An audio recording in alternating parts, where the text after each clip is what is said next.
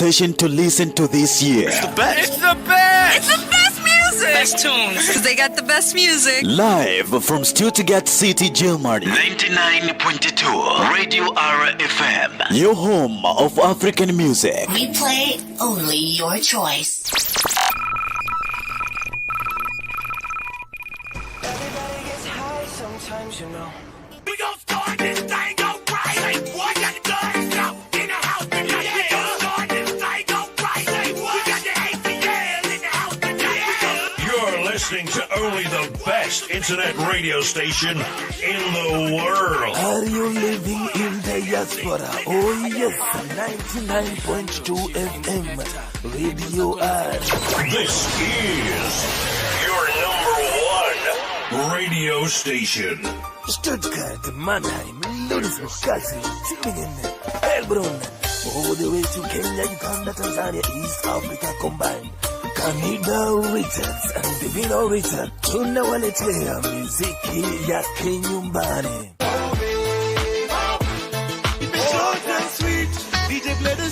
Tena na tena na tena na tena.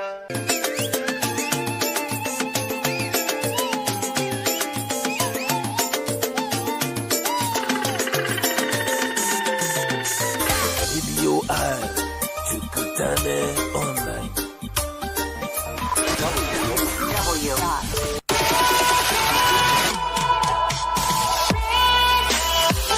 Station with the best music. I love music.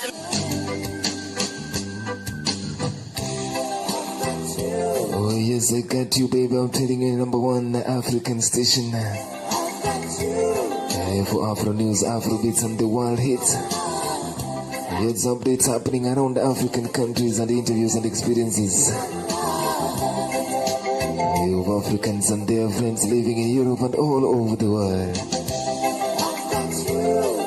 Most of you are asking, why can't we say this in Germany? I'm telling you, Europa's Nummer 1 Radio. Für Afromusic, Afropop and worldwide hits. There's actual Ereignisses in African Ländern. Interviews an Erfahrungen von Afrikan und ihren Freunden, die in Europa auf der ganzen Welt leben.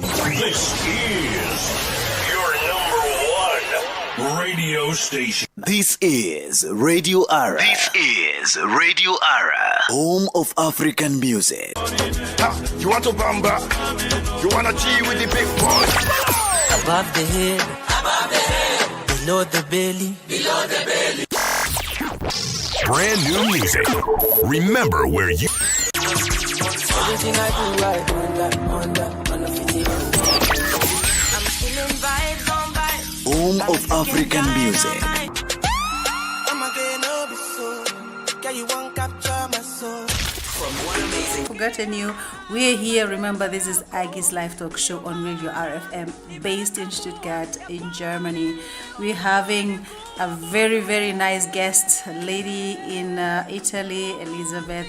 She's gonna talk with us today. She's gonna tell us what is it like to live in Italy. I mean, everybody hears about Italy. We know Italy because of the Catholic history in our countries. Back in Africa, the major church, the Catholic Church, has been present in Africa for so many years, and so we all know that.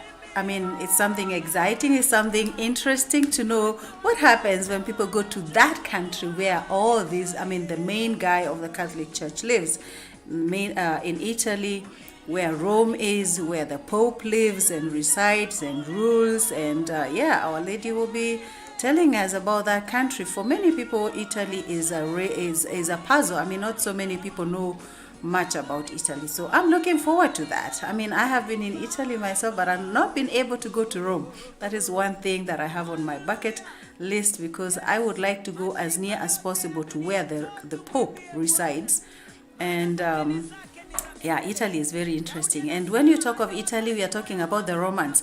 If you did history, in school and you heard about the Roman Empire, that was the Italian Empire on the map you are talking about. Those guys called Italians were the guys called the Romans. Those days, very fighting folk, going everywhere, conquering and making an empire. Now, actually, because of this system change, they have their own empire, the Italian country, and that's where our sister is residing. And so we're gonna hear about it. I'm welcoming each one of you. Just take your time, look for a nice place to sit, and let's talk about Italy and life of an African in Italian diaspora. So Liz, I hope you're ready. We are ready. We want to hear what you have to tell us about Italy, Italia, Bella Italia, as people would say. So guys, just a short break and then we'll get moving and talking to Liz.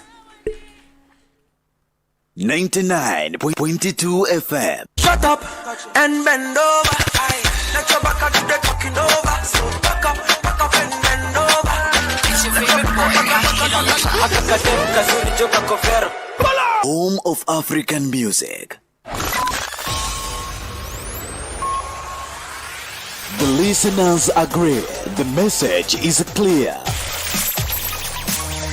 Here we go. The best radio station to listen to this year. It's the best. It's the best. It's the best music. Best tunes. Because they got the best music. Live from Stuttgart City, Germany. 99.2 Radio RFM. Your home of African music. We play only your choice.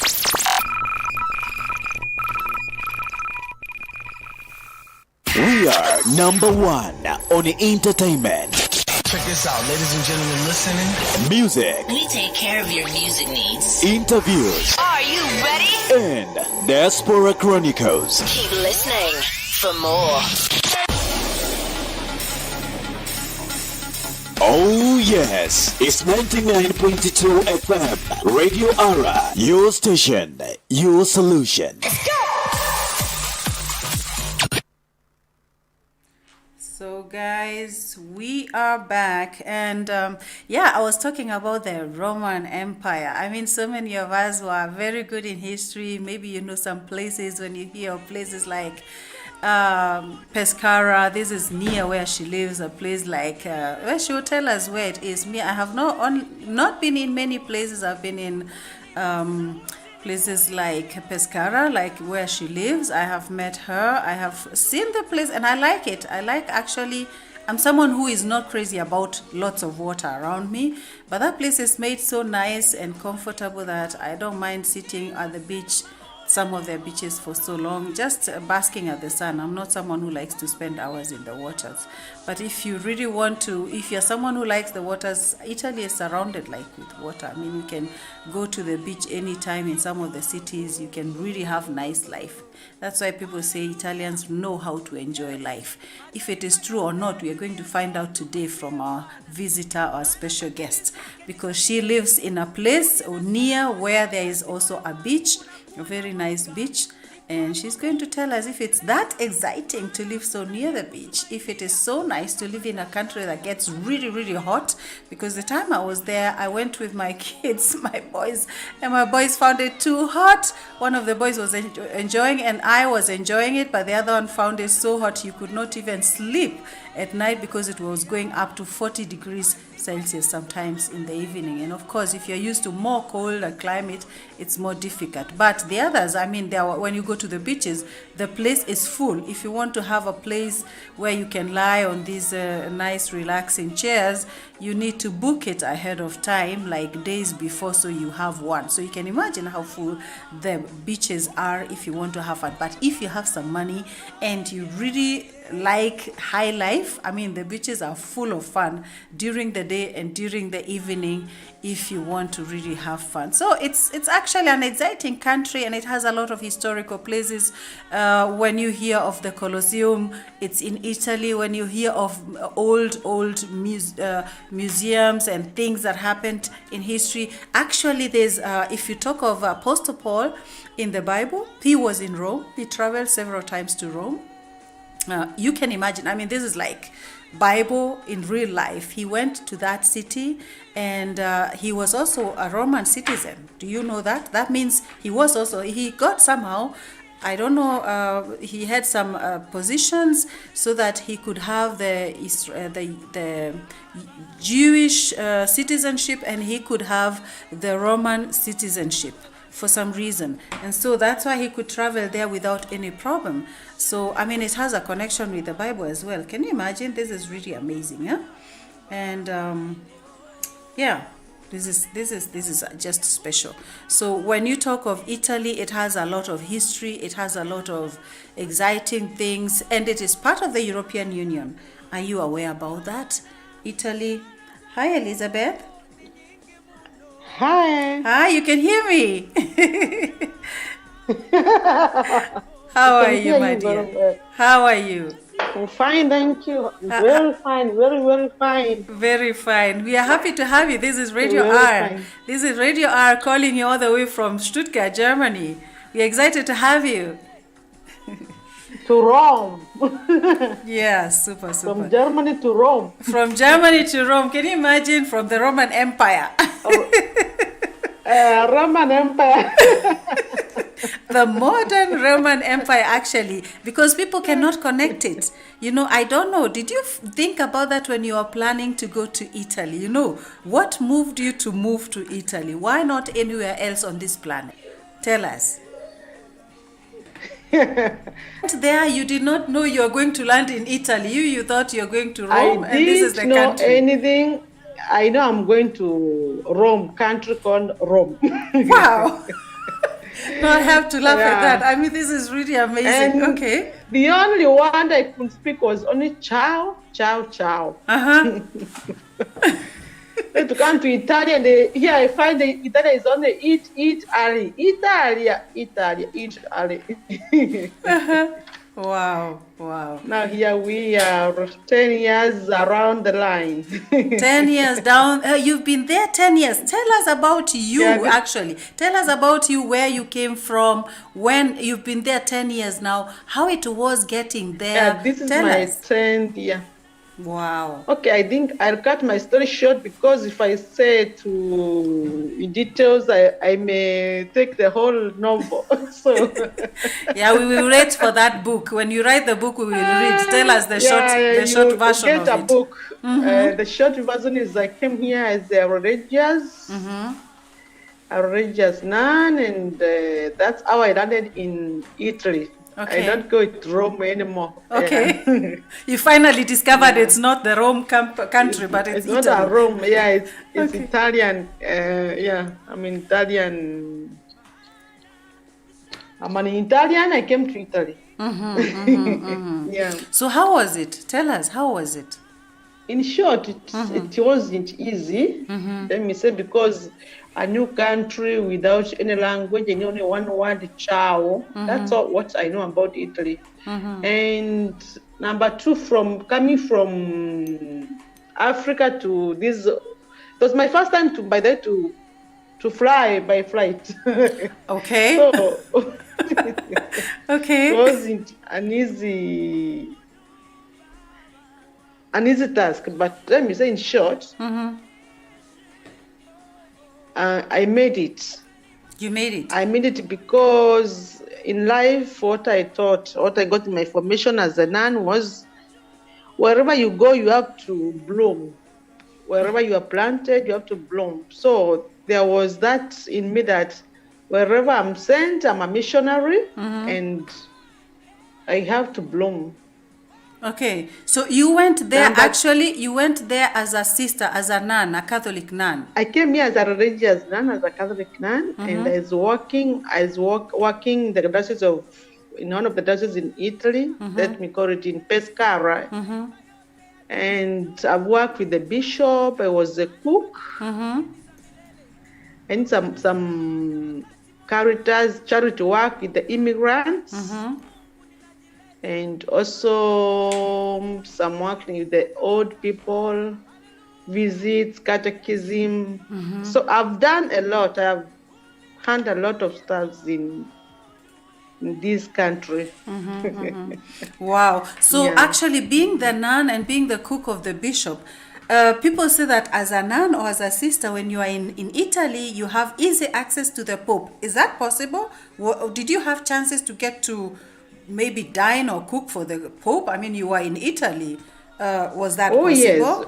No, like that. It's like, no, people doesn't understand the meaning of religious life is we are many. You have nuns who are working, maybe they are religious in hospitals who take care of the sick. Okay. There are nuns who are dedicated their life only to pray inside. They don't come out. You cannot even, if you go to visit them, you can only see their face. You're not allowed to see them. So the beauty of the religious life is that there is a lot to do. So yeah, I was just putting that to take care like a domestic. I did first as a domestic, I think called a domestic work. It was a work which was needed a lot of care and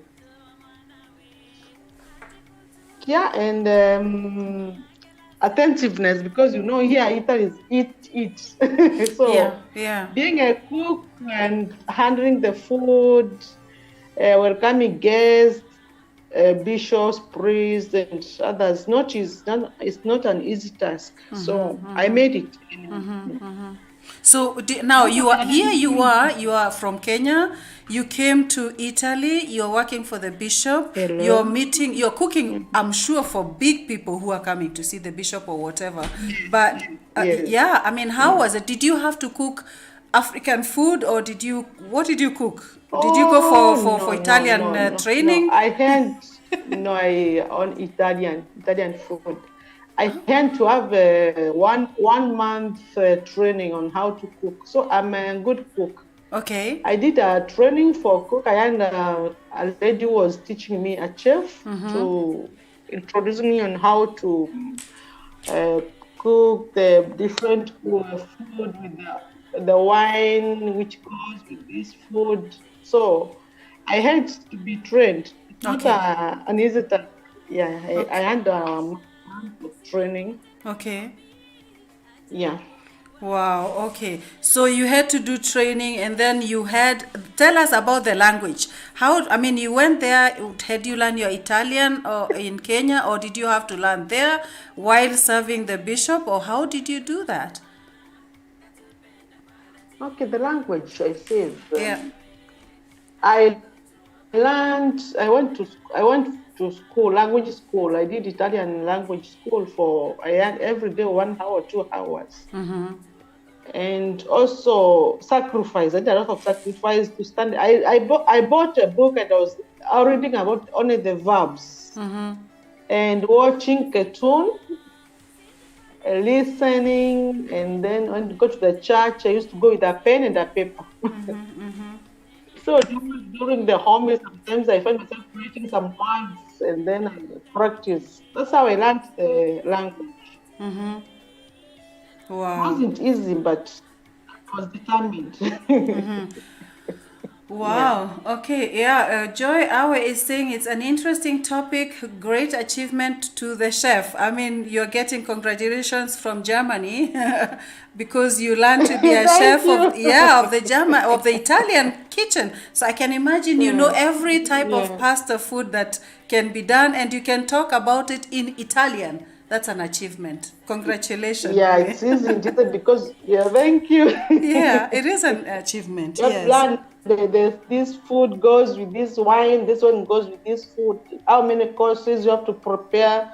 What is supposed to be eaten during lunch? A pranzo, a pranzo, a dinner. So yeah. All right. So you learned, then that means was the bishop an Italian himself, or is someone from other country? Yes. Okay. All He's right. Italian by birth. Okay. Wow. Yeah, Italian. How did you deal with that? Was also Italian.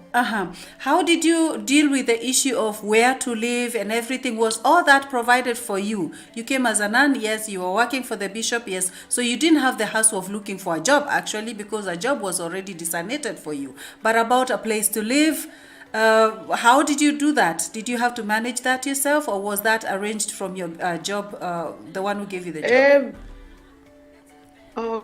everything was organized by the diocese and by the congregation, but the mother general of congregation and organized everything. So for me, it was just to work. And you as a religious, you are sent, we have this thing we call obedience. You have to obey on what you are given. Yeah.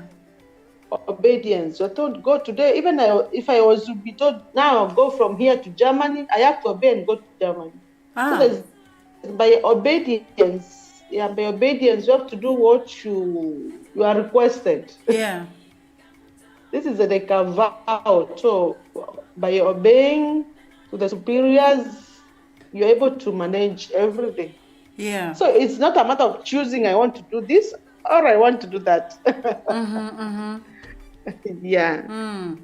Wow. Yeah, because you already had given your vows to be a nun or a sister, so you had, of course, to you obey. give a vow of the vow of chastity, poverty, and again poverty. You know, when you're working as a nun, you don't have to think about salary. Everything you're working for is under the congregation. So you will get your portion, maybe what you need, and forget about salary. What you have to think is that you are working on a mission. So your payment is still pending for you in heaven. Don't worry. My payment is in heaven. Don't worry about that. That's what the Bible says. So you already... The thing... Okay. Joy, I was saying again, you are lucky. He was a lucky bishop because he had a chef cooking for you. But now you did not get the salary. But how did you meet your needs? The Christians. How did you meet our needs? You did not get even a pocket money? I mean, as a nun, we always think that you're working for the most rich church in the whole world. As a nun, you are the richest. Actually, we are the richest. As a nun, you never lack anything. You never lack food. You never lack shirt. You never lack clothing. You have everything. But you cannot possess. You don't possess anything. You don't possess. You don't. We are all we surrender everything. Okay. Yeah. Oh wow, that is really interesting. Because I mean, not many people are willing to do such a job and not get any money. You are getting only food and a place to sleep.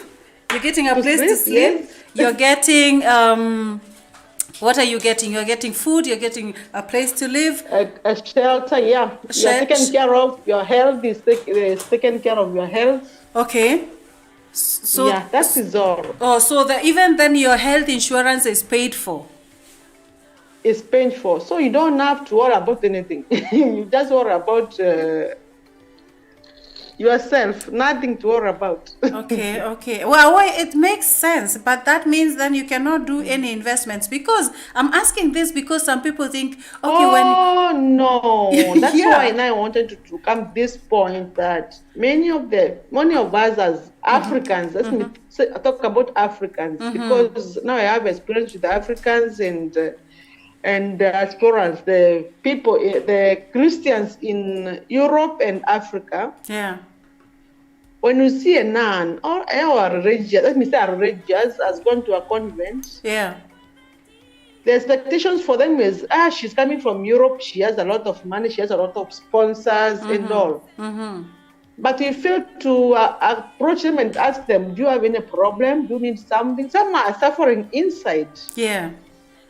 They don't know to share whom to share their problems with. They go home, their parents see them like they have everything they should be. They want to support, provide for them. Yeah. So I would like to this message to come out of our African people that when our rangers, a lady goes to the convent, let them be supported. Number two, let them. If something fails, ask them, is there any problem? There are many who are even here in Europe. They have nobody to share their problems with. Because when you see them, you say, this is a holy nun with white habits. Yeah. From up to down, she's a holy, she has no problem. But deep inside, It's a lot. Yeah, that's exactly the question Joy So- Awe is asking. She's asking, how can she then help back home without salary? How is it possible? Huh?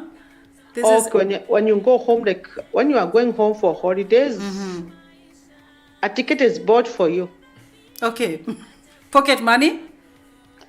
So you have a ticket, from Nairobi to wherever you are going, and then you have the pocket money to sustain you maybe for 2 weeks. Like, Okay. so that is it. You don't lack, but the same thing, you don't have anything to support or to sponsor or to help your parents, your brothers, your sisters. No. Once you said yes to God, you have to surrender everything to God. the church. Yeah. Yes. Wow, Yeah. wow. And Pertla from Austria is saying that's a great achievement. Congrats. She's congratulating you because not everybody can do that. Man, you cook for a whole bishop, you learn the language, you learn even the Italian kitchen, and you don't get paid. You're doing it out of commitment. Huh? This is what Out of love. Out of love for God. No, what you're talking is it doesn't matter how much you work, but the love you show on what you do. Yeah. Yeah.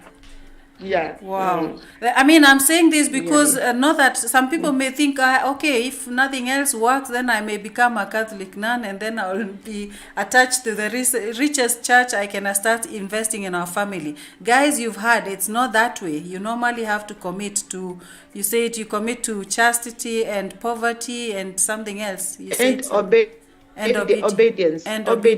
Obedience. In the issue of obedience, is it only to the church or to the direct boss over you, or to who are you obedient?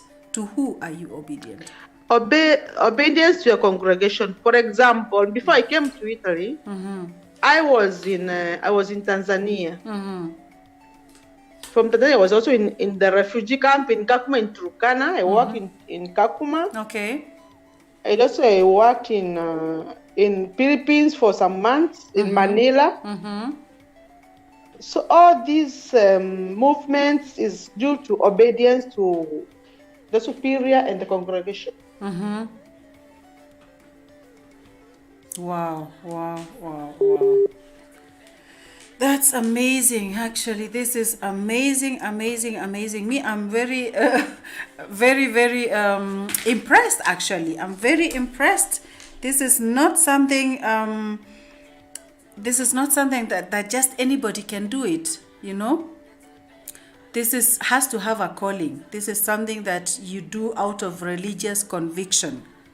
So was it, when you got into it, did you know what to expect? Did someone prepare you for that? All those things that you had to give up and about the salary and everything, did you know that ahead of time? Actually, when you went at the convent, there is an adoration, there's a formation period. Okay.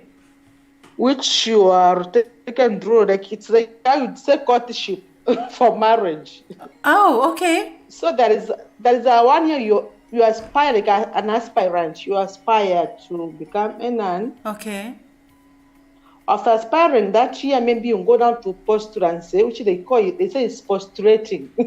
So it's like now you are learning how to handle the life. Okay. So when you finish your postulancy, which takes also 1 year, depending on the congregation, depending on the religious order, you went another period which is called novitiate. Why you should have novices.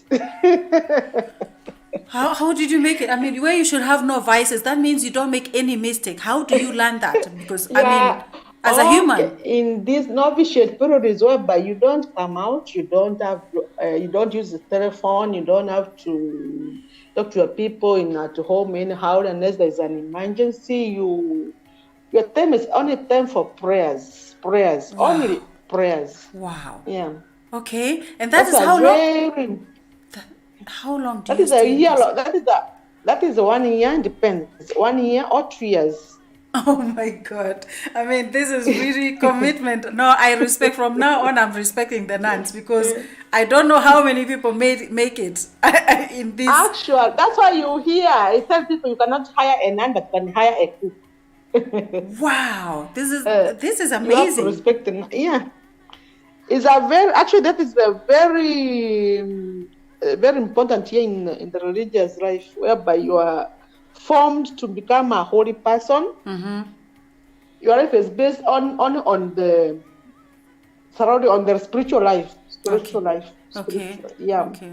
And what is the determination? How do they determine if your this novice time, if it is going to be 1 year or 2 years? What is the determination? Because like you said, it can be 1 year, it can be 2 years. What makes it become 2 years and not 1 year? It's like, you are given chance to choose. It's not a force. You are not forced. By the way, we started like when I was there, we were 8. Okay. But we managed only 4. I can imagine. I don't know if I would have made it. So I'm honest. I mean, this is difficult. Hey, that means a real strong calling, eh? That was my next question. How many people survive this time? I mean, how many make it? This is amazing. You are 8, only the half of you made it. Yeah, I made it. Wow. We made 4, and then after these 4, now maybe I'm also out. So okay. This is so amazing. This is not an easy time. It's not an easy time. So the issue is now, the question is, how long were you, in total, how long were you in this process? Okay, I've undergone 5 years of formation. I've done about theology, all these stages I have undergone. Okay. Then you go also 5 years. 5 years of vows. You take, like they call them temporary vows, whereby you are not finally professed. Okay. You don't have a ring. You don't get a ring until you are told you are finally professed. Oh, okay. So it's like every day you renew a contract every year. It's like renewing a contract. You're renewing the contract with the church or with Jesus now? So yeah, they give you the chance to experience 6 years or 5 years if you are ready to take to say I'm finally with Jesus. It's not you are given the freedom to choose. Okay. So I went those 6 years also of renewing temporary vows. Then after that, here I am. I got the story short. That's a very good statement. After that, here I am. I would be like you. After that, now here I am. Now the issue is why? What made them or even you then to consider this change where you are now? I mean, I know I can understand as a human and as a woman that it's not easy to go through those stages. And even to obey the rules, the issue of obedience, that means you have to submit, to be a subordinate. Yes. Actually, you have to have you cannot object to anything. You have to do what you're told to do. You are like a student for all those years, and you have to do, you're working, you are committing yourself. Yes. So what makes the people, what are the major reasons why people left or why people would leave? What were the major reasons? Sometimes I say, no, that's even marriage life. I think it should be revised. Yeah. It's not a force. You're not told you must become a nun. Yeah. Sometimes there's some people you see. Sometimes they admire. Maybe you see a nun well dressed. You admire the habit. Yeah. That means that religious gown the nuns wear. Yes. They admire. And it's, I want to be like her. So they sometimes look when they go in there, they look very smart. You admire them. I want to be like her. So a child, maybe a lady of 16, 17 years. It's like me. I went after Form 4. After I finished my Form 4, I don't know, 1 year out, and then I entered the convent. So I didn't know anything about the world around. Okay. So that is you have a choice. Do you want to continue or not? You can choose. Okay. That's why some people end up by coming out. But now the problem is, the problem comes is sometimes we're in the world here, we are not ready to welcome some of us. Like, no, she's not able to continue. She has left because she's very weak. She cannot manage. She has done this and the judgmental area. Of the people. And number two, some of these sisters, nuns, come from a very humble background. Yeah. So they lack support. Yeah. They lack support from the. Like somebody comes maybe, if I was to come to you and share and tell you, Agnes, I have this problem, you may not maybe understand. Say, but sisters, I see them always happy, they are very humble. They will not understand. But me being out now as a mother and being I can understand better. For sure. For sure. See? Yeah. Yeah, and so that is why I'm telling you is religious life, maybe a priest or a nun or whoever may be, they are not weak, they have no problem, but the problem is us, the way we judge them. We are also human beings. Nuns have the feelings like any other human being. Really? There's nothing which change. They are human beings. The difference is because you have surrendered and you want to sacrifice your life for this and this and this. Yeah. So there's no difference between a nun and me and you. There's no difference. Yeah. It's only the lifestyle, maybe the life I chose to live as a nun and the life we chose to live in a marriage life. Yeah. Otherwise, there's no difference. The bodies are the same. The bodies are, that's a good... There's no, I always tell people the same thing. There's nothing which changes. The thing is, sometimes you're busy, maybe in the convent, you don't even think about it. Your life is based on what you're doing, the focus. Yeah. Yeah, the focus is on this time I'm here, the timetable. At 10 I'm here, at 11 I'm here, at 4 I'm here. So that is the difference between our life and the life of the world outside.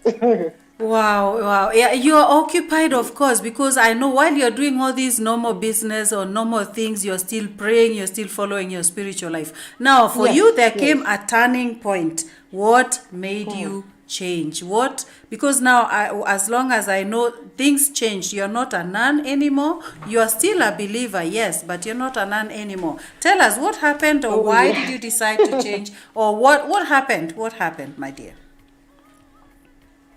Oh, it's a long story. That's a long story. Make a short version of it. Anyway, just tell us what happened. Okay, let me say that life can only be understood. Let me say that life can only be understood from backward. Yeah. But must be lived forward. Yeah. Is it? Yeah. Okay. Actually, I would still be a nun. The only thing that I wonder was not well set. The setup was poor. Okay. And there's something that said registration. We are not registered in the Vatican. So that's what I opted to, because when I look at the future, I say now I continue and I see the future. Where will I be? I will not have come out. You would not have come out. Only the future disturbed you. You would not have come out. I mean, there's a before even you go over, there's a very sensitive question being asked here by one of our fans. What made them leave? Life without a man sometimes is difficult. How did you survive that? Life without a man is not difficult. Life without a man is very, very enjoyable. Okay, tell us. Let me tell you something. The life is how you make it. Because now I can show in the marriage life part and the religious part. And I assure you that religious who has maybe entered marriage life can be a happy lady or a happy man. Because one thing is you have learned that formation is not something which is we also thought about we thought about sexual education. Yeah, okay. we learned, we're not taught only about the religious life. We are taught a lot of things. We do psychology. Okay. Those 4 years are not only for reading the Bible. People say we are only reading the Bible. No. Okay. You have to understand what is sexuality, what it means, how to live, these things. Because we are prepared not only to become nuns. Yeah. We were prepared maybe in case this one fails, going to enter the other life. Can you manage? So that is what I can say. When somebody is a religious, don't think she doesn't do anything or he doesn't do anything. They know everything, even they know more than you. So, my dear, the question is, okay, you knew everything you have been taught in those years you were there, but you finally ended up marrying and having 2 children. Tell us how you came to this stage.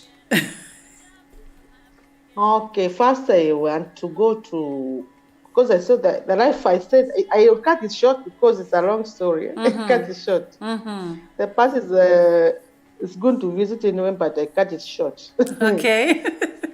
But it's not a great place to stay. Okay. And when I left, I started my studies, doing some short courses. And then that is how I ended up by getting somebody. That's how you ended up getting somebody. I mean, was it not psychologically, was it not an issue for you having made all these promises? But I prayed. No, my life was, I said, if I'm not a nun, I either be a nun or be married. I don't want to live a single life. That's why I was convinced. Ah, okay. And put in my mind like that, I want to stay inside or I marry. Yeah. Wow, this is good. So from the beginning and while you're doing all these 4 years, you knew you had these 2 options, and the other, the option of marrying won. I have never thought of living single because I knew if I were a nun and you grow old already, there is you go to the house of the elders, the sisters take care of you, the young sisters will take care of you as an old nun. And then if you are married, maybe in future, if God blesses you with life, your children can be with you to give you company. I used to think as a single lady now. I tell you, I understand you fully there. That is me, that is me. That is me. But by the way, that is something. This is a risk. It was a U-turn. It's not as simple as it may sound. Yes. This is a U-turn. It was a U-turn, a big U-turn. Yeah. It was like I never felt to trust the unknown future. Yeah, it was a big U-turn. Amazing. It's not easy because you know how to start. You have never put a baby on diapers. You have never washed a baby in your life. You have never stayed with a man the whole night and experienced this life. All the time you're talking about being married to Jesus and Jesus is in heaven, and now you have a real man here. Always based about Jesus.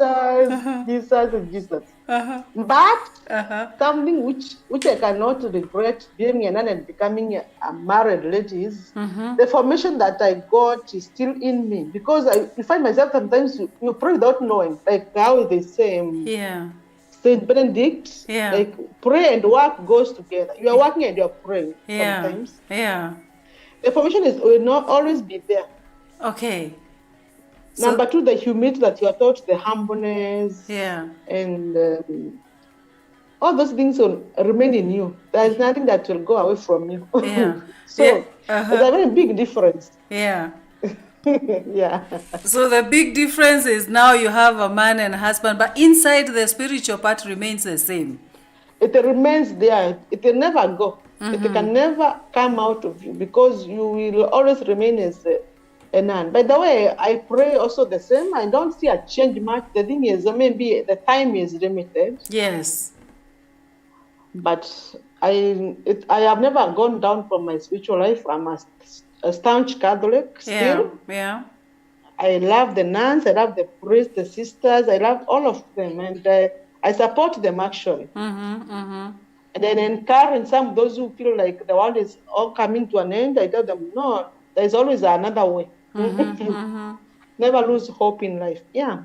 Wow. But that's really a big change. How did you get this transition be smooth for you? Because, I mean, the whole time someone was taking care of your food, your drinks, your place to sleep and all that. Was it difficult to transition? You know, the transitioning from being a nun where you're just doing your duties, but really you don't have to worry about where the money will come from.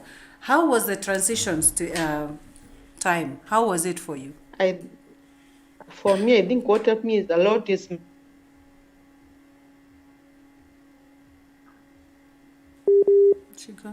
I think it's not easy to have the transition or to make the change, but I think you also get support from friends if you have friends, if you had friends. You also get support maybe from the church. Number two, I can thank God. My family supported me a lot. Okay. My family. Okay. Yeah. Sometimes we feel the family does. If family supports you, you can can do a lot of things. So number one was my family, because when I went to them and shared with them my problem, like I was very open to them and told them this and this has happened, so I cannot go ahead. Yeah.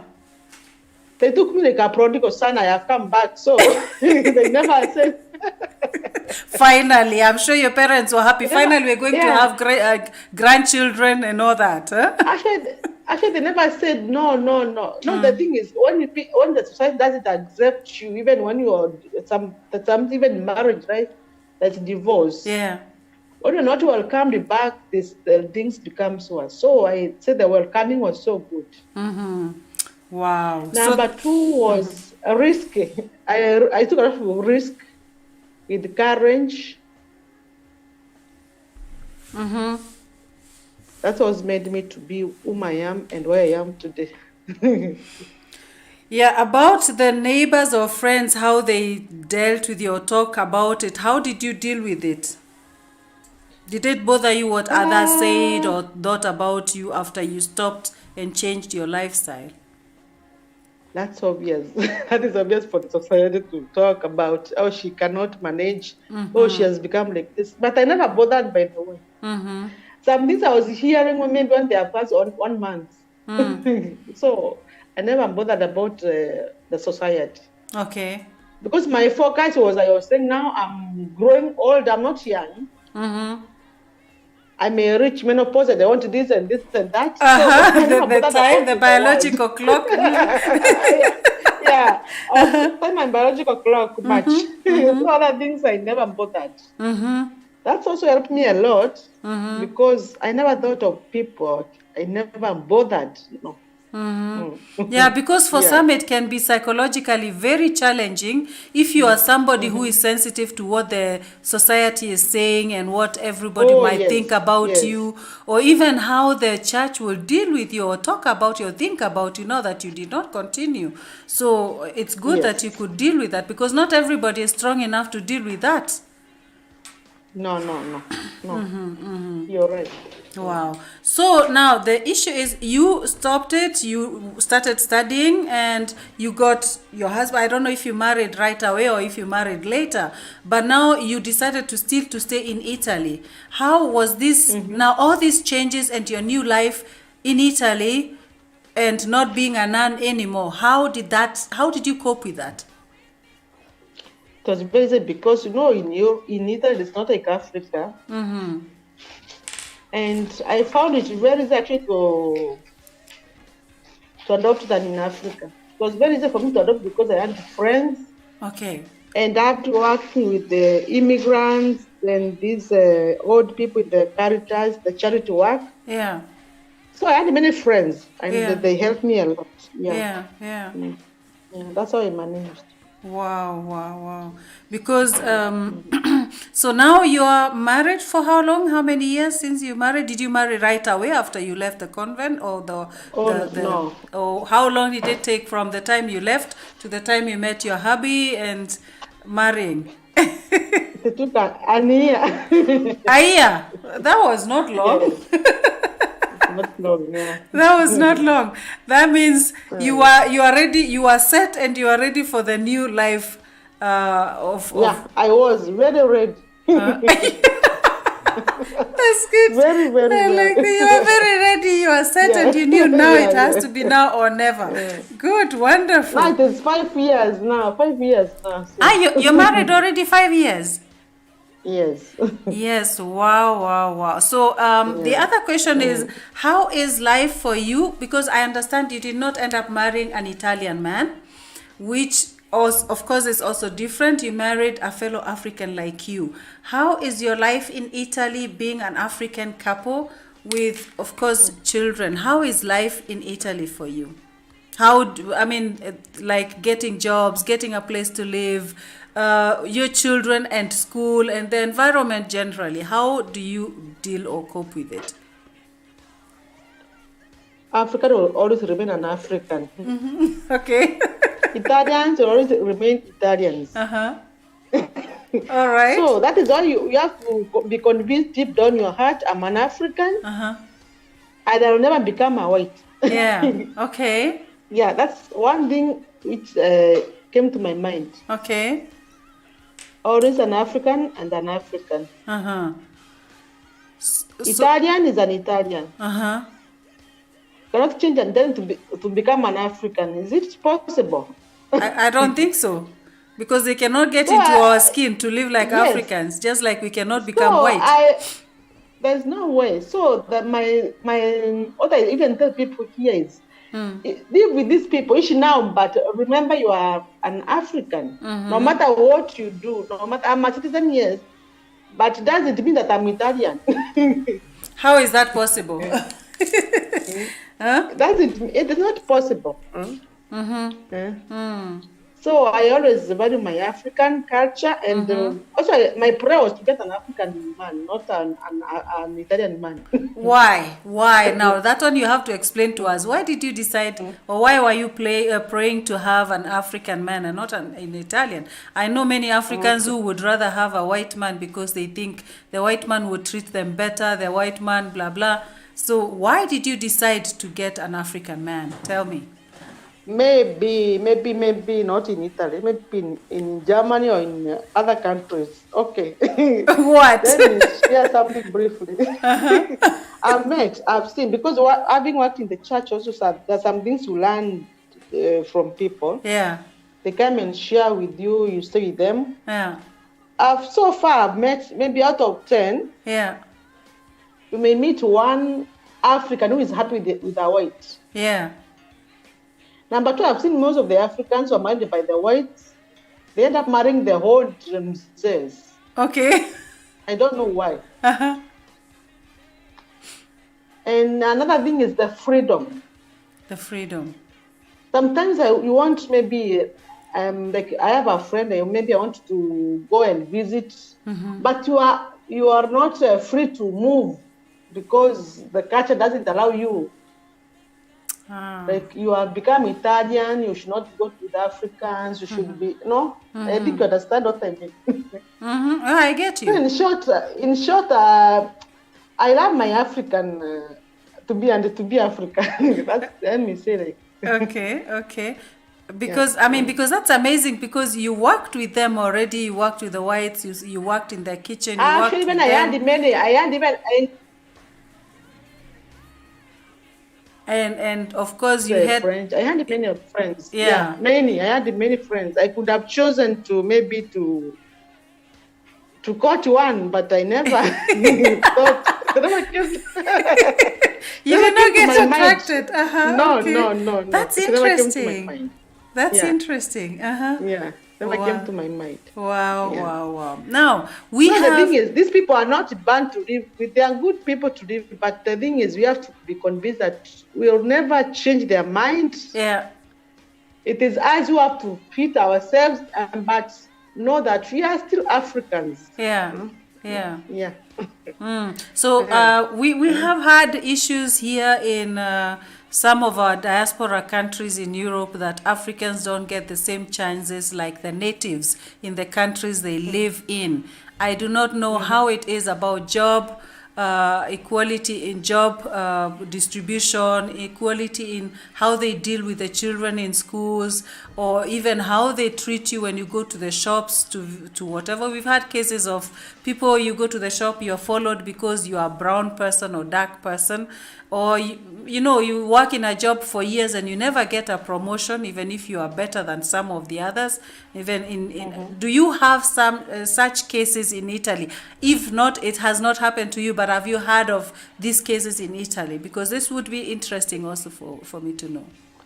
Oh yes, this Italy is divided in some parts. You say the regions, maybe northern part, southern part, eastern part. These things are there. I cannot cheat what I say. There's no racism. There's racism. The thing is, when something happens, when I tell my children, never keep quiet. Just tell them, talk to the, like even in the school, for example. A child comes and tells you my so-and-so has molested me. You have to follow up and see and talk to the teacher or the mother in person. This is there. It is true. Yeah. Wow. Okay. It's there. Yeah. And jobs, is it easy for an African person to get a job? And when it comes to payment, do you think there are some differences in how the Africans are being paid and the natives? In Italia, sì. See, okay. See means yes, okay. yes. In Italia, yes. Yeah, okay. It happens. So sometimes you go to some places like where I am, you may not see a black man driving maybe a bus, like this bus for transport. Yeah. There's some work they think only them can do. So the only thing I always tell the Africans is whatever comes to you, remember these are not our people, and you are here for some purpose. Whatever you get, do. If you're not able to, move. Yeah, move. Yeah. Do something else. Move, yeah. Wow. So, and it is there, it is. Yeah. But how about, moving around? We have some cities like, let's say in Germany or somewhere else where as an African man or woman, you cannot move freely because you're always being controlled, you're always being watched, what you're doing, this general suspicion just because you look African. Do you have that a lot in Italy, or you can move around without anyone disturbing you? The police doesn't disturb you at all? Actually in Italy, I have that experience, not much in Italy, actually. In Italy, no, not much. Okay. The thing is, in Italy, one thing I admire with them is you can't die of hunger. There is always food for everybody. Okay. You may not get money, but you get food. You may not get money, but food at least, okay? Yeah. At least food. Yeah, that's work in the church, the Caritas, the charity, whatever. Yeah. They'll give you food. Actually, most of the Muslims, even Muslims here, are living by the Caritas. Okay. The Caritas. Okay. Yeah, so I can say them, in Italy, they will not give you money, but they give you food. Okay. So, but if you then ask, I want the pasta, and get the pasta, subito. Okay. Food they will give you, but they will not give you. They will not give you money. No, food you get. Yes. That means the social system works in them, and they give you things, but they will not give you the food that you need. They will give you things that you may need. Okay. You may need, yes. The other issue we've been having. That one I support them. Okay. You think they are good, but we've had. I have talked with a few guys who are living there, but they are actually more in Asyl or they are assailants, or they are asylum seekers, or they are refugees, and I've heard of some who are living homeless not because they don't want a place, but it is very hard to get a place to hire. As a place to, like to rent a place and all that. And I've heard also in some places they will not give you a place to rent if you're an African. How true is that? This is happening because I don't want to mention the countries, but some of us as Africans, you rent a house, you don't pay. Yeah, that's not good. So you see, next time somebody goes to say, if you are from this country, don't give her a house. Yeah. Because you people don't pay the house rent. Uh-huh. Yeah. Uh-huh. That is it. That is the main issue which we have here in Italy. Most of the people, you go and guess, sometimes you want to do something, and then they said, no. If you are from this country, no. They will even tell you the country. Pay the house rent. Oh. Yes. Okay. There are many issues. I've had many talking about this. I didn't get a house because I'm from. You understand? I don't want. Yeah, but people are forced then to lie about the country they come from, because then they will start saying they're from another country. But when if you lie, obviously they understand because the documents are there. So there is no way you can cheat because they always ask you the documents, the ID card. Yeah. These people with the documents, they are very strict with the documents. So there's no way you can cheat them. Yeah. Oh, this makes it difficult to cheat. Yeah. That means that there are certain countries, certain countries from Africa that have had a reputation of not paying their rent, and because of that, fellow Africans suffer. That they don't get the rental places because the owners are afraid that they may not get their money. Hey, that's not good. I think we have to up the game there as Africans, fellow Africans. Because they see you, they see you, they see me, they see we are all Africans. They don't see you as well.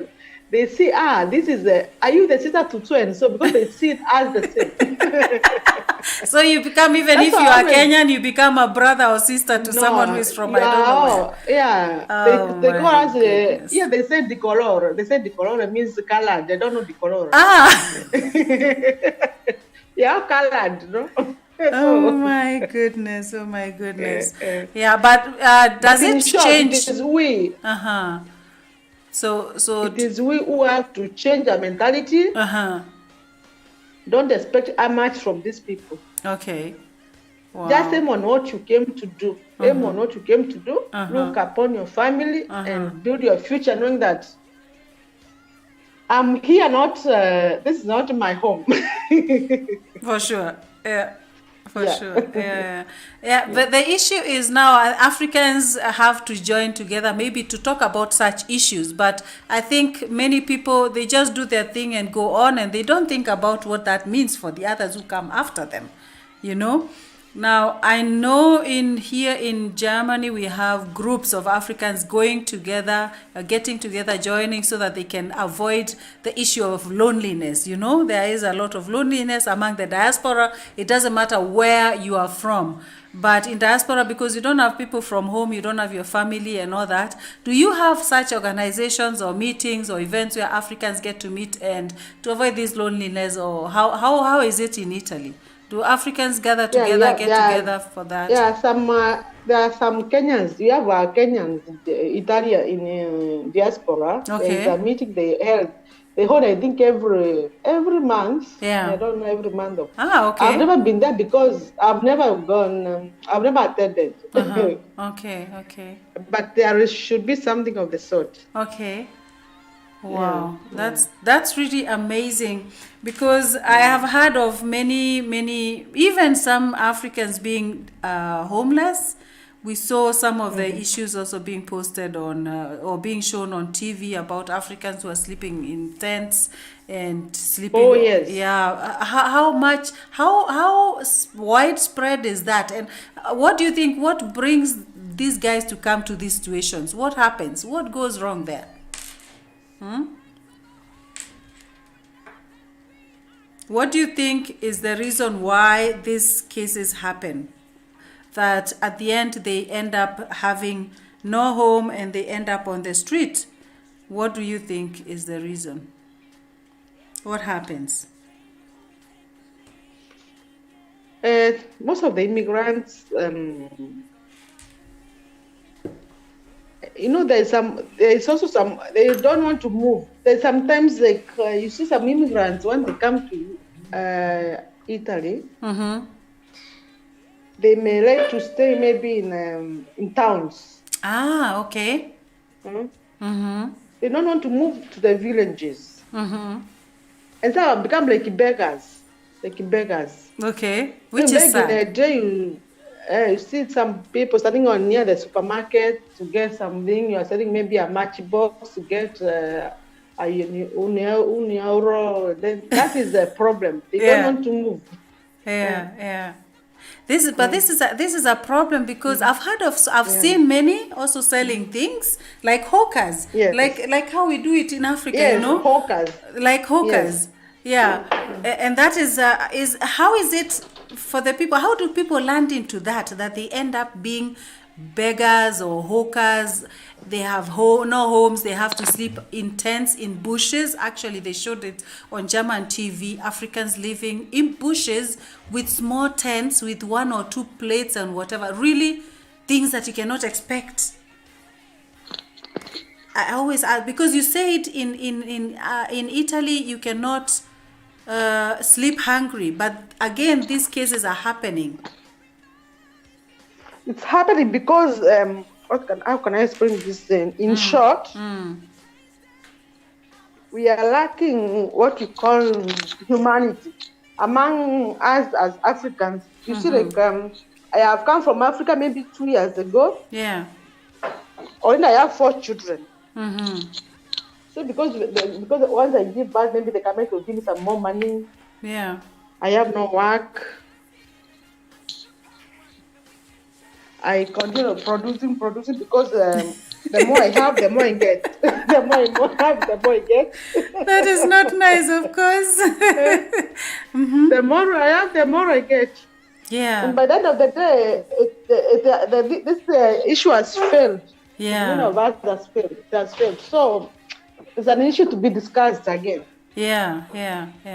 But after I left I have worked with the immigrant after I left the congregation.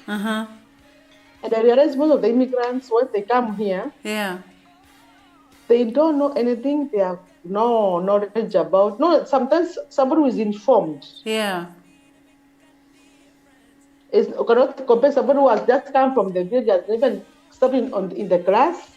They know nothing, no knowledge, nothing. So the life they live is like how I was living in that Kijijin. Yes. They live. So starting becomes very difficult. That is why most of us are suffering here in Europe. But most of these immigrants, not like they want, because they need to be. If I was like a government, I was put in the government section of the Italy or Europe. So the first thing they should be taken is to be taken to school, not only for the language. Yeah. But to be taught from the beginning something, at least to have an idea, even technical courses like how to dig, how to harvest grapes. Those some technical works you can do, manual work. Yeah. Wow. Well, what do you think will happen until things change for those who are not lucky to have a good life in Italy? What do you think should change, or what could be done for the situation to change for those who are not so lucky in Italy? But the Italians don't bother. I don't think they bother about it much. They don't care. They talk much, but they don't care much. So it is you. Okay, it is you who decides whether you are going to make it or not. Because I have heard in Italy, actually, many people can do a lot of things. People can do a lot of things to survive. That's what I heard. Yes, people can do a lot of things to survive. It's you as you is to think. Not them to think about you. No. Yeah. Oh my goodness. So the future of Africans in Italy, in Europe, is in theirs. Yeah. There's nothing which will change it to them. They eat, they have money, they'll. It is we. It is the African himself to check how he makes it. Yeah, to check out. Yeah. To check on how can I make it. Yeah. What should I do? Yeah. Because like you said, there's an aspect you talked about it. Let me remind people we are on Aggies Live Talk Show, and I'm talking with Elizabeth, who is in Italy. And she's telling us about how life is like in Italy as an African in diaspora. So, because some people may not know what we are talking about. And we've talked, of course, a lot the last over 1 hour. So in case you missed this, you always can go back and check on our YouTube channel. You can also check on Facebook, or you can check on Instagram. We are everywhere. We Radio RFM. And this is, of course, Aggies Live Talk Show, the show every Sunday from 4 p.m. And we talk about topical issues affecting the African diaspora anywhere on the globe. And right now we are talking with Elizabeth from Italy. She's a Kenyan, but is now living in Italy. And Elizabeth, tell us why you decided to become an Italian citizen. Why did you decide to become an Italian citizen? What are the pros and cons? Tell us. Okay, number one, my husband is an Italian. Mm-hmm. My kids are Italian. Okay. So I was the only one. So I said, nah. The only foreigner in the house. I should also opt. I was the only foreigner in the house, so I had to opt for it. Okay. But please, when you have Italian citizen, you have the chance to have you can have another one. I can have dual or three. Okay. This is good. Yes. In that sense, actually, then Italian is doing the foreigners a favor, because you can still remain a citizen of your country. I have another one. Okay. I have two more. Oh, good. Wow. I think I'm going to move to Italy. Because in Germany, we are not allowed, our government allows us to have two citizenships, but our German government doesn't allow us as Kenyans. I don't know. I heard there are some African countries where you can have dual citizenship, like in Nigeria they can have, and I think many others, I'm not sure. And but Germany somehow is not wanting to let Kenyans have that dual citizenship. So you are lucky to have it there, that you can have your Italian citizenship and you can have also your country's citizenship, and you can get even more. And also I can also be the member of the EU. That is what is important. That is something different. I thought once you are an Italian citizen, you are automatically a member of the EU, or not? Yeah, EU member, yes. That was very important, because you can move from, maybe if I'm not happy to stay in Italy, I can move to Germany, I can move to Ireland, I can move to Schengen countries, in Schengen. The Schengen countries, you can move and live there without a problem as a problem, Okay. And look for what you want to do. Yes, okay. Wow, my dear, you've told us so many things. And someone was saying, Bella Gambia was saying it's very important. I think you had talked about something that touched him so well. You've touched us all with your story. It's really amazing. I mean, for me, it was very interesting to hear your life story, especially as a nun, and then also the transition, and also your decision to live in Italy. And what do you, when you're looking back at all the decision, especially the decision to move out of being a nun and living a normal life like everybody else, do you have any regrets? Okay, let me say the part is good to visit. Yeah. On occasion, but not a great place to stay. Okay. Yeah, okay. You're being very philosophical. Not a great place to stay. Good to visit the past occasionally. Yeah. So don't like to waste my time trying to change what I cannot change. Yeah. Wow. Yeah. So I have a lot ahead. Wow. And I can say one thing I thank God is I got a good husband, a caring, and my children are incredible. So. Yeah, wow. Yeah, exactly. So God answered your prayers in every way. Yes. Yeah, because I remember at the beginning you said you are very prepared. When you left the nun, being a nun, you are ready to be married and to have children. And, the excitement I had in your voice answers actually that question. I don't think by the way, I underwent even 1 month of counseling. I had 1 month of counseling. Yes. Okay. I under counseling and a retreat also. Okay. I didn't live just like that. Yeah. I was counseled. Okay. And I had also 3 months of staying in a family of my friend who welcomed me, and I stayed with her like my mother. She took care of me and she helped me a lot. Wow. And when I was to do my wedding, she was the witness. Okay, so cool. I was prepared. You are prepared. I didn't just move. Yeah, life means preparation. I don't say I just moved out and went I went and married. No. That is good to know. But now this you are saying this 1 month of therapy and all that, was that organized by your church then, as by the church, or by your employer, your former employer, or did you arrange all that for yourself? I organized myself. I talked with I had a spiritual director. Okay. Whom I requested, and then he learned to look for somebody to help me. Mm-hmm. That's how I journeyed and I was able to overcome everything. Yeah. Wow, this is really amazing because and when I got to know you also and I met you in Italy, you are very happy and jovial lady, energetic, very hospitable, doing very well with your husband who is working also in the medical field.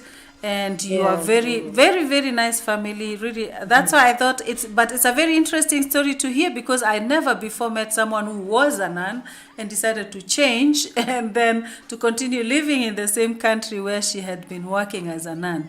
And by the way, there are many here. Let me cut you short, Agnes. There are so many here. Okay. And I would like to. Those who are listening to this radio, I would like them to meet at least nuns in Spain, in France, in Germany.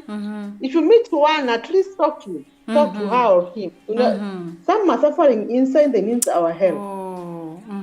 Even buying even a sweet, a chocolate, means a lot. Wow. Wow. I've never worked in Kenya. I've never stayed in Kenya myself since I joined the religious life. I've always been out of my country.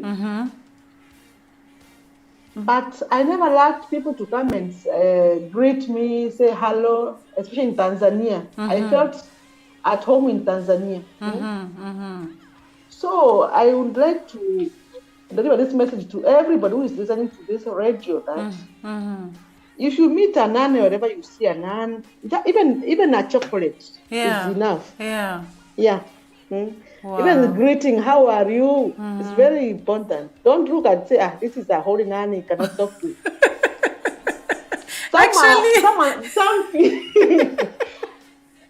You got me there. You got me. Okay. Some fear because even in marriage, right? There are people who need, but they don't know how to approach people. No. Yeah. They don't know how to approach. There is I need something, but I don't know how can I approach Agnes. Yeah. You take a step ahead and ask, my sister, how are you? Yeah. Amazing. Are you okay? You find how are the people at home? And you know, some even that like me, I came to have a phone after 10 years. I didn't have even a mobile phone. Yes. Wow. And then somebody tell me, you want to talk to your father? Yes. Give me your number, I call your father, you talk to your father. 2 minutes. Yeah, like that. So amazing. Amazing. Yes. We assume a lot. You know, you have taught me a lot. We assume a lot. We really assume. We assume a lot. We assume that you guys are doing well. The nuns are taken care of. They are very holy. And me, I'm one of those people who really treat nuns with respect. Now even more respect. But on a human basis, I think they are more approachable for me now to know that. To hear from you that they may need, especially the Africans, because they're in Europe, the Italians who are here, the nuns who are here in Italy. Yeah. No, once they are old, they go under pension. They get their pension as the nuns. Yeah. You see, some of them live even with their parents. Yeah. So a poor nun from Africa who is here sometimes has nobody to run to. Yeah, wow. So that means the African nuns also, they go to these old people's place where the nuns stay. There are some who are in hot. Yeah, we lost our 2 years ago. We lost our bishop due to COVID-19 from Meru Diocese, and he was staying in the house of the elders. There in Italy. I used to visit. Yeah, in Italy. Yeah, he was in Torino, actually, Turin. Yeah. But so these are we have many here of Kenyans who are in their own casa, they say casa de reposo. Even there, they are there also. Yeah. Wow. So you also need to visit them and console them. Yeah. Wow. That's really amazing story about your life. And I'm impressed. I respect you even more. I mean, when I hear all those years you went through the training and all the transition, and then now you're settled, I'm impressed, really. Congrats. And no, I'm yet to settle. Still, I'm learning. Every day is a learning process. It's a learning, but every day is a learning process. Yeah. Wow. Sometimes the wine has no taste. You have to want the taste to a wine, the wedding to be well. So every day is a learning.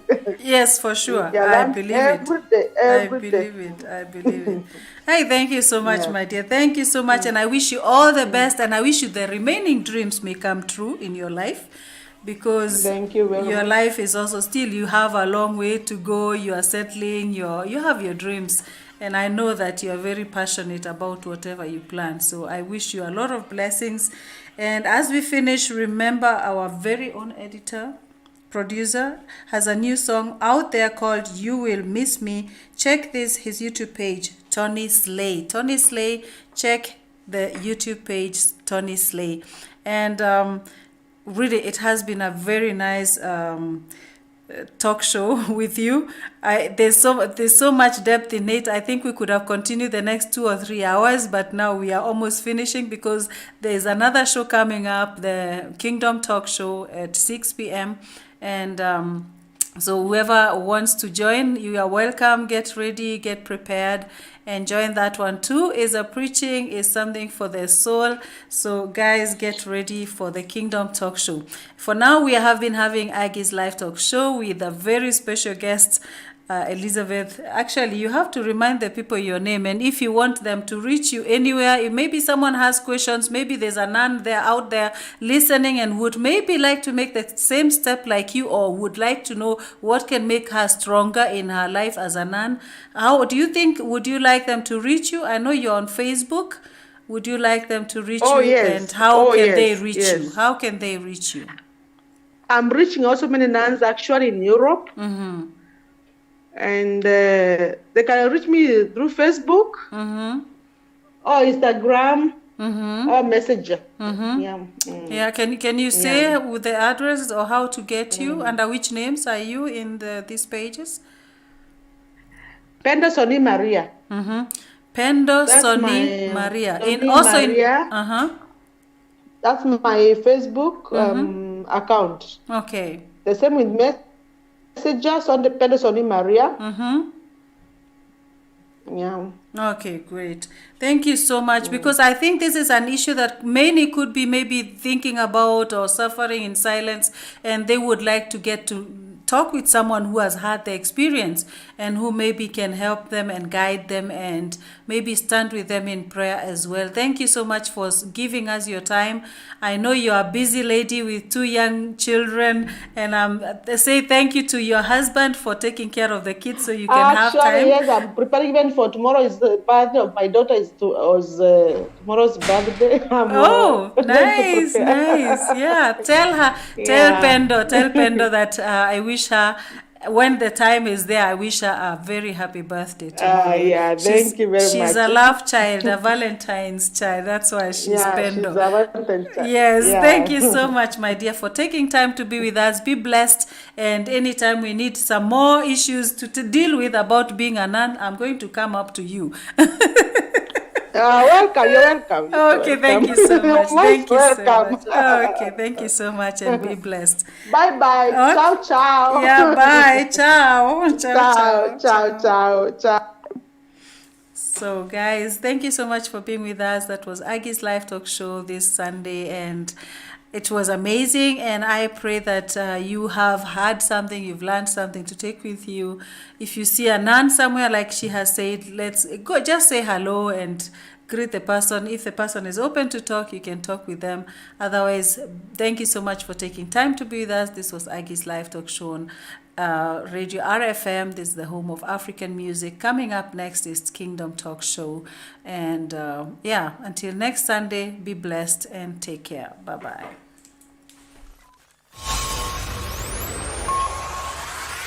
The listeners agree. The message is clear. Here we go.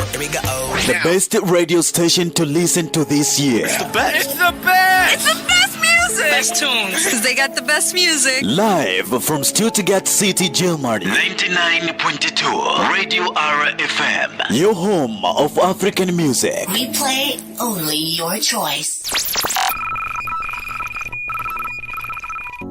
Cause you always put me last. For your love I always last. You claim you never loved me, all we did was just last. I swear I'm not broken, I'm disappointed for the time that I was just spending with you, thinking you were all mine. You left me for a bad boy and I swear it's all fine. Cause you just missed a bullet but stumbled on a mine. I'm never gonna call you cause I'm down with the simping. I gave you all my